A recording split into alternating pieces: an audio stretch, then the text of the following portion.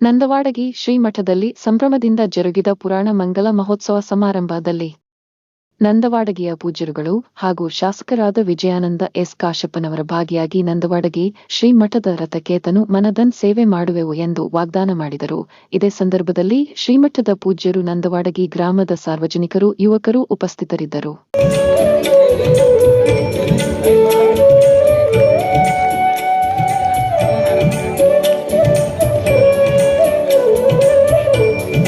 ಕಾರ್ಯವೈಖರಿಗಳ ಬಗ್ಗೆ ಆತ್ಮೀಯವಾಗಿ ಮಾತಾಡ್ತಾ ಇದ್ದೆ. ಅಷ್ಟಕ್ಕೆ ಮುಗಿತು ಅಂದ್ಕೊಂಡಿದ್ದೆ ನಾನು. ಇದು ಮುಂದಿನ ವರ್ಷದ ನೀವು ಖಾಲಿ ಇರಬೇಡ್ರಿ ಅಂತ ನನಗೂ ಒಂದು ಕೆಲಸ ಕೊಟ್ಟು ವೇದಿಕೆ ಮುಖಾಂತರ ಅದರ ಜೊತೆಗೆ ನನ್ನೆಲ್ಲ ಭಕ್ತರು ಹಾಗೆ ತಾವು ಕೂಡ ಈ ಕಾರ್ಯದಲ್ಲಿ ಸದಾ ಮುಂಚೂಣಿಯಲ್ಲಿ ಇರ್ತೇನೆ ಅನ್ನುವಂತಹ ಅಭಿಪ್ರಾಯವನ್ನು ವೇದಿಕೆ ಮುಖಾಂತರ ತಿಳಿಸಿದ್ದಾರೆ. ಈ ಎಲ್ಲ ವಿಚಾರ ಯಾವಾಗ ಚರ್ಚೆ ಆಯಿತು, ಯಾವಾಗ ನಿಮ್ಮ ಹತ್ರ ಬಂತು, ನನಗೇ ಗೊತ್ತಿಲ್ಲ. ಇದು ಇನ್ಮೇಲೆ ಇದರ ಬಗ್ಗೆನೂ ಕೂಡ ಸಾಹೇಬರಿಗಾಗಲೇ ಆಳಂದ ಶ್ರೀಮಠಕ್ಕೆ ಆಗಮಿಸಿದ್ದಾರೆ, ಆಳಂದ ಶ್ರೀಮಠವನ್ನು ನೋಡಿದ್ದಾರೆ. ಇದೇ ಮುಂದಿನ ತಿಂಗಳಲ್ಲಿ ನಮ್ಮ ದೇವರಿಪ್ಪರಿಗೆ ತಾಲೂಕಿನ ಜಾಲವಾದಿಯಲ್ಲಿ ಶ್ರೀಮಠದಲ್ಲಿ ಜಾತ್ರಾ ಮಹೋತ್ಸವ ಇದೇ ದಿನಾಂಕ 15ರಂದು ಡಿಸೆಂಬರಲ್ಲಿ ಜರುಗ್ತದೆ. ಅಲ್ಲಿ ಈಗಾಗಲೇ ನಾವು ಕಳೆದ 6-7 ವರ್ಷಗಳಿಂದನೇ ಪೂಜ್ಯರ ಅಪ್ಪಣೆಯ ಪ್ರಕಾರ, ನನ್ನ ಆಸೆಯ ಪ್ರಕಾರ, ಅವರ ಅಪ್ಪಣೆ ನನ್ನ ಆಸೆ ಇತ್ತು, ಅಲ್ಲೊಂದು ತೇರ ಆಗಬೇಕು ಅನ್ನುವಂತಹ ಅಭಿಪ್ರಾಯ ಇತ್ತು. ಅದನ್ನು ನಾನು ಅಲ್ಲೇ ಸುಮ್ಮನೆ 10-15 ಜನ ಮಹಿಳೆಯರಿಂದ ರಥೋತ್ಸವ ನಡೆದಿದ್ದು ಅಂತಂದ್ರೆ ಅದು ಮಹಾಂತೇಶ್ವರ ಮಠದ ತಾಯಂದಿರಿಗೆ ಪೂಜ್ಯರು ನೀಡಿರುವಂಥ ಕರುಣೆ. ಈಗ ಮತ್ತೆ 2-3 ಅಲ್ಲಿ ವಿಜಯಪುರ ಜಿಲ್ಲೆಯಲ್ಲಿ ಪ್ರಾರಂಭ ಆಗಿದ್ದಾವೆ. ಆ ನಿಟ್ಟಿನೊಳಗಡೆ ಈ ಕಾರ್ಯಕ್ರಮ ಇಲ್ಲಿ ಜರುಗಬೇಕನ್ನೋ ಅಭಿಲಾಷೆಯನ್ನು ನಮ್ಮ ಶಾಸಕರು ಪೂಜ್ಯರ ಅಪ್ಪಣೆ ಪ್ರಕಾರ ಇಲ್ಲಿ ಅದನ್ನು ಪ್ರಸ್ತಾಪ ಮಾಡಿದ್ದಾರೆ. ಜಾಲವಾದಿ ಜಾತ್ರೆಗೆ ತಮ್ಮನ್ನು ಕೂಡ ಆಹ್ವಾನಿಸ್ತಿದ್ದೀವಿ. ನಂತರದ ದಿನಗಳಲ್ಲಿ ನಾವು ಕಾರ್ಯಕ್ರಮ ಪತ್ರಿಕೆ ವಿವರಣೆ ಕೊಡ್ತಿದ್ದೀವಿ. ಆಹ್ವಾನವನ್ನು ನಮ್ಮೆಲ್ಲ ಭಕ್ತರು ನಿಮಗೆಲ್ಲರಿಗೂ ನೀಡ್ತಾ ಇದ್ದಾರೆ. ಅಲ್ಲಿ ಕೂಡ ಒಂದು ಹಿಂಗೆ ಹಿರಿಯರೆಲ್ಲ ಹೇಳಿದ್ರೆ, ಇಲ್ರಿ ಮಲ್ಲಿಕಾರ್ಜುನ ಸ್ವಾಮಿ ದೇವಸ್ಥಾನ ಜಾತ್ರೆ ಮಾಡ್ತೀವಿ, ಅದಕ್ಕೊಂದು ರಥ ಇಲ್ಲ, ರಥ ತಯಾರಿ ಮಾಡಬೇಕು ಅಂಥೇಳಿ ಹಂಗೆ ಮಾತಾಡ್ತಾ ನನ್ನೂ ಕರೆದ್ರು ಆ ಸಭೆಗೆ. ನೀವು ಮಾತಾಡ್ತೀರಂದ್ರೆ ಮುಂದುವರ್ಸಿ ಹಿಡಿಬೇಕು ಅಂದೆ. ನಾನು ಹೇಳಂಗಿತ್ತಾರೆ ಮಾತಾಡೋದು, ನಂದು ಅದೇ ಥರ ಮಾತಾಡಬಾರ್ದು, ಮಾತಾಡಿದ್ರೆ ಅದನ್ನು ನಡೀಬೇಕು. ನಡೀದೇ ಇದ್ದರೆ ಇದೇ ಜನ್ಮ ಕಡೆ ಅನ್ನೋಣ, ಇದೇ ಜನ್ಮ ಕಡೆ ಆ ರೀತಿ ಇರಬೇಕು. ಸುಮ್ಮನೆ ಮಾತಾಡಿ ಆಶ್ವಾಸನೆ ಕೊಟ್ಟು ವೇದಿಕೆ ಮ್ಯಾಗ ಚಪ್ಪಾಳೆ ಹೊಡಿಸ್ಕೊಂಡು ಹೋಗೋದು ನನ್ನ ಕರ್ತವ್ಯ ಅಲ್ಲ. ನಾನು ಅದನ್ನೆಂದೂ ಮಾಡೋದಿಲ್ಲ, ಮುಂದೂ ಮಾಡೋದಿಲ್ಲ. ಅದಕ್ಕೆ ಈ ಸಂದರ್ಭದಲ್ಲಿ ಆ ರಥವನ್ನು 2012ರಲ್ಲಿ ನಾವು ಸಂಕಲ್ಪ ಮಾಡಿದ್ವಿ. 2013ಕ್ಕೆ ಹೊಳ್ಳಿ ಆ ಜಾತ್ರೆ ಬರೋಳಾಗ ರಥವನ್ನು ತಯಾರು ಮಾಡಿ ರಥೋತ್ಸವವನ್ನು ನಡೆಸಿದ್ವಿ. ಆ ನಿಟ್ಟಿನಲ್ಲಿ ಇವತ್ತು ನಾವೆಲ್ಲರೂ ಕೂಡ ಸಂಕಲ್ಪ ಮಾಡೋಣ. ಇದೇನು ನಮಗೆ ಹೊರೆ ಅಲ್ಲ. ಭಾಳಷ್ಟು ಜನ ಈ ಶ್ರೀಮಠದ ಸದ್ಭಕ್ತರು ಭಾಳ ದೊಡ್ಡವರು ಅದಾರ. ನಾನೊಬ್ಬ ಸಣ್ಣವಿರ್ಬೋದು, ನಾನೊಬ್ಬ ಶಾಸಕನಿರ್ಬೋದು ಅಷ್ಟೇ. ಆದರೆ ಭಾಳಷ್ಟು ಜನ ಭಕ್ತರದಾರ. ನಾವೆಲ್ಲ ಮನಸ್ಸು ಮಾಡಿದರೆ ಏನು ದೊಡ್ಡ ಆಗೋದಿಲ್ಲ.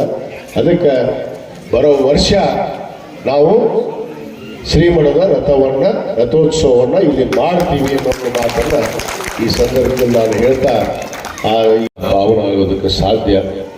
ಆ ನಿಟ್ಟಿನಲ್ಲಿ ಇವತ್ತು ಕರ್ನಾಟಕ ರಾಜ್ಯವೇ ನಮ್ಮ ನಾಡು. ಇವತ್ತು ನಮ್ಮ ಶ್ರೀಮಠದ ಮಠಾಧೀಶರನ್ನು ಇವತ್ತು ನಮ್ಮ ಮಠಾಧೀಶರು ಮಾಡಿದ್ದಾರೆ ಅನ್ನೋದಕ್ಕೆ ಇವತ್ತು ನಮ್ಮ ನಾಡು ಕರ್ನಾಟಕ ರಾಜ್ಯ ಇವತ್ತು ಒಂದು ಸಂಸ್ಕಾರವುಳ್ಳ ನಾಡಾಗಿ ಇವತ್ತು ಉಳಿದಿದೆ ಅನ್ನೋ ಮಾತನ್ನು ನಾನು ಇವತ್ತು ಹೇಳೋಕ್ಕೆ ಇಚ್ಛೆಪಡ್ತೇನೆ. ಆ ನಿಟ್ಟಿನಲ್ಲಿ ನಮ್ಮ ನಂದವಾಡಗಿ ಶ್ರೀಮಠ ಇವತ್ತು ಈ ಕಾರ್ಯವನ್ನು ಭಾಳ ವರ್ಷದಿಂದ ಇವತ್ತು ನಡೆಸ್ಕೊಂಡ್ಬಂತ ಇದ್ದು ಇವತ್ತು ನಮಗೆಲ್ಲರಿಗೂ ಭಾಳ ಹೆಮ್ಮೆಯನ್ನು ತಂದಿದೆ ಅನ್ನೋ ಮಾತನ್ನು ಹೇಳ್ತಾ, ಇವತ್ತು ನಾನು ಈ ಕಾರ್ಯಕ್ರಮಕ್ಕೆ 10 ಗಂಟೆಗೆ ಬರ್ತೀನಿ ಅಂತ ಹೇಳಿದ್ದೆ. ಆದರೂ ಪೂಜ್ಯರು 11 ಗಂಟೆಗೆ ಬಾ ಅಂತ ಹೇಳಿದರು. 11 ಗಂಟೆಗೆ ಬರ್ತೀವಿ ಅಂತ ನಾವು ನಮ್ಮ ಕಿರಿಯ ಪೂಜ್ಯರಲ್ಲಿ ಮಾತನ್ನು ಕೊಟ್ಟಿದ್ವಿ. ಆದರೂ ಹೇಳಿದರು, ಬೇಗ ಬಂದಿದ್ದರೆ ನೀವು ಮಠಕ್ಕೆ ಬರ್ತಿದ್ರಿ, ಮಠದಾಗ ಆಶೀರ್ವಾದ ಆಗ್ತಿತ್ತು ಅಂತೇಳಿ. ಆದರೆ ತಮ್ಮೆಲ್ಲ ದರ್ಶನ ಮಾಡೋದಕ್ಕೆ ನಾನು ತಡವಾಗಿ ಬಂದರೂ ಕೂಡ ತಮ್ಮೆಲ್ಲ ದರ್ಶನ ಆಯಿತು. ಈ ವೇದಿಕೆ ಮೇಲಿರುವಂಥ ಎಲ್ಲ ನಮ್ಮ ಹರಗರು ಚರಮೂರ್ತಿಗಳ ದರ್ಶನ ಆಶೀರ್ವಾದವನ್ನು ಪಡೆಯೋದಕ್ಕೆ ಅನುಕೂಲ ಆಯಿತು. ನಮ್ಮ ತಂದೆಯವರ ಆದಿಯಾಗಿ ನಾವು ಗುರುಲಿಂಗ ಜಂಗಮವನ್ನು ನೆಚ್ಚಿ ನಡೆದಂಥ ಕುಟುಂಬ. ಅದು ನಮ್ಮ ಕುಟುಂಬ ಉಸಿರಿರೋವರೆಗೂ ಕೂಡ ನಾವು ನಡೆದು ತೋರಿಸ್ತೀವಿ ಅನ್ನೋ ಮಾತು ಕೂಡ ನಾನು ಈ ಸಂದರ್ಭದಲ್ಲಿ ಹೇಳ್ತಾ ಶ್ರೀಮಠದ ಅನೇಕ ಅಭಿವೃದ್ಧಿ ಕಾರ್ಯಗಳು ಇವತ್ತು ನಮ್ಮ ತಪೋನಿಧಿ ಮಾತಲಿಂಗ ಶಿವಾಚಾರ್ಯರ ಒಂದು ಅಡಿಯಲ್ಲಿ ನಡೆದಿದೆ. ಅದು ನಿರಂತರವಾಗಿ ಮಠದ ಅಭಿವೃದ್ಧಿ ಕೆಲಸಗಳು ನಡೆಯೋದ್ರ ಜೊತೆಗೆ ಇವತ್ತು ನಾನು ಎಲ್ಲ ಕಡೆಗೆ ಹೋಗ್ತೀನಿ. ಎಲ್ಲ ಶ್ರೀಮಠದ ಒಂದು ರಥೋತ್ಸವ ನಡೆಯುತ್ತೆ, ಎಲ್ಲ ಶ್ರೀಮಠದ ಒಂದು ರಥೋತ್ಸವ ಕೂಡ ನಡೆಯುತ್ತೆ. ಬಹುತೇಕ ನಾನು ನಂದವಾಡಿಗೆ ಬಂದಾಗ ನಮ್ಮ ಮಾಂತೇಶ್ವರ ಮಠದ ಒಂದು ರಥ ಯಾಕೆ ಇಲ್ಲ ಅನ್ನೋ ಭಾವನೆ ಇವತ್ತು ನನ್ನಲ್ಲಿ ಬಹುದಿನದಿಂದ ಕಾಡ್ತಾ ಇದೆ. ಆ ಒಂದು ವಿಚಾರವನ್ನು ಇವತ್ತು ನಮ್ಮ ಸಾನ್ನಿಧ್ಯ ವಹಿಸಿದಂಥ ಪೂಜ್ಯರಿಗೆ ಮತ್ತು ತಾವು ಉಪಸ್ಥಿರುವಂಥ ನಮ್ಮ ನಂದವಾಡಿಗೆ ಹಾಗೂ ಬೇರೆ ಬೇರೆ ಕಡೆಯಿಂದ ಆಗಮಿಸಿರುವಂಥ ಸದ್ಭಕ್ತರಲ್ಲಿ ನಾನು ವಿನಂತಿ ಮಾಡ್ಕೊಳ್ತೇನೆ. ಬಹುತೇಕ ನಾವು ಇವತ್ತು ಸಂಕಲ್ಪವನ್ನು ಮಾಡಿದರೆ ಮುಂದಿನ ವರ್ಷನೇ ರಥೋತ್ಸವವನ್ನು ನಾವು ಎಳೆಯುವಂಥ ಕೆಲಸ ಆಗಬೇಕು ಅನ್ನೋದು ನನ್ನ ಕನಸು. ಯಾಕಂದರೆ ಬರೀ ಮಾತಾಗಿ ಉಳಿಬಾರ್ದು, ಮಾತು ಆಶ್ವಾಸನೆ ಆಗಬಾರ್ದು. ಆ ಮಾತನ್ನು ಮಾತಾಡಿದ ಮೇಲೆ ಅದನ್ನು ನಡೆಸುವಂಥ ಕಾರ್ಯ ನಮ್ಮ ಭಕ್ತರದಾದ್ರೆ ಆಶೀರ್ವಾದ ಮಾಡುವಂಥದ್ದಕ್ಕೆ ನಮ್ಮ ಪೂಜ್ಯರು ಎಲ್ಲರೂ ಇಲ್ಲಿ ಉಪಸ್ಥಿತಿ ಇದ್ದಾರೆ. ಅದಕ್ಕೆ ನಾನು ಇದಕ್ಕೆ ಭಾಳ ಸಮಯ ಕೊಡುವುದಿಲ್ಲ. ನಾನು ಈ ಸಂದರ್ಭದಲ್ಲಿ ನಾನು ಕೂಡ ಸನ್ನದ್ಧರಾಗ್ತೀನಿ. ತಾವೆಲ್ಲ ಭಕ್ತರು ಸನ್ನದ್ಧರಾದರೆ ನಾವು ಬರೋ ವರ್ಷನೇ ಏನು ಮಾಂತಲಿಂಗ ಶಿವಾಚಾರ್ಯರ ಈ ಒಂದು ಪುಣ್ಯ ಸ್ಮರಣೆ, ಈ ಒಂದು ಕಾರ್ಯಕ್ರಮ ದಿವಸನೇ ನಾವು ರಥೋತ್ಸವವನ್ನು ಇವತ್ತು ಇಲ್ಲಿ ಮಾಡೋದಕ್ಕೆ ನಾವು ಸನ್ನದ್ಧರಾಗೋಣ.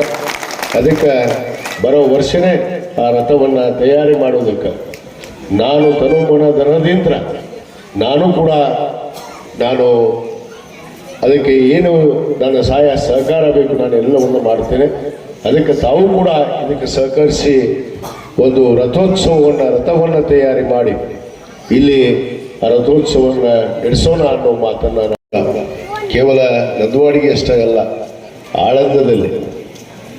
ಆಳಂದ ಮಠದ ಶ್ರೀಮಠದ ಪೂಜ್ಯರು ಈ ಒಂದು ಧಾರ್ಮಿಕ ಪದ್ಧತಿಗಳನ್ನು ಇವತ್ತಿಗೂ ಕೂಡ ನಮ್ಮ ಮುಂದಿನ ಪೀಳಿಗೆ ಕೂಡ ಅದನ್ನು ಬೆಳಿಬೇಕು ಅನ್ನೋ ಉದ್ದೇಶದಿಂದ ಇವತ್ತು ನಡೆಸ್ಕೊಂಡು ಹೋಗ್ತಾ ಇದ್ದಾರಲ್ಲ, ಅದು ನಾವೆಲ್ಲ ಹೆಮ್ಮೆ ಪಡುವಂಥ ವಿಷಯ.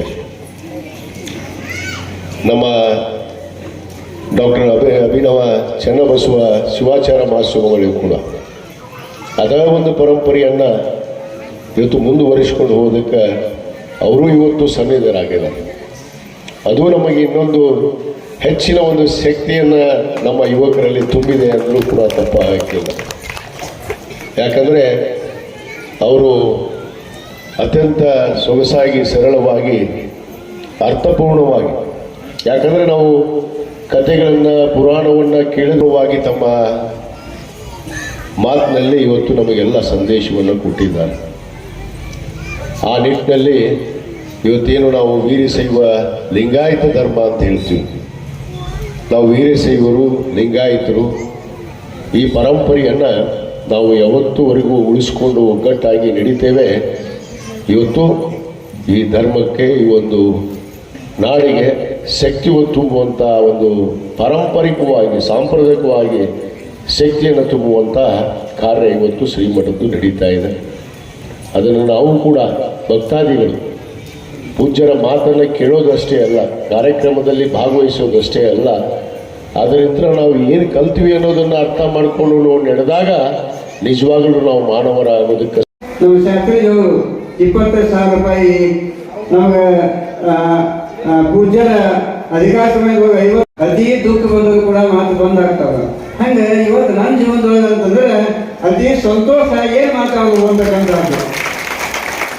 ನಮ್ಮ ಶಾಸಕರು ವಿಜಯಾನಂದ ಕಾಶ್ಯಪ್ಪನವರು ನಮ್ಮ ಕನಸುವಾಸ ಇದ್ದಿದ್ದರು ತೇರು ಮಾಡ್ತಕ್ಕಂಥದ್ದು. ನಮ್ಮ ತಾತನವರು ಬಡಬಳ್ಳಾರಿಯ ಶ್ರೀಗಳು, ಸಂಧಿಗಳು ಶ್ರೀಗಳು ಎಲ್ಲರೂ ಹೋದಾಗ ಎಲ್ಲ ಮಾಡಿದಾಗ ತೇರಾಗ್ಯಾವ.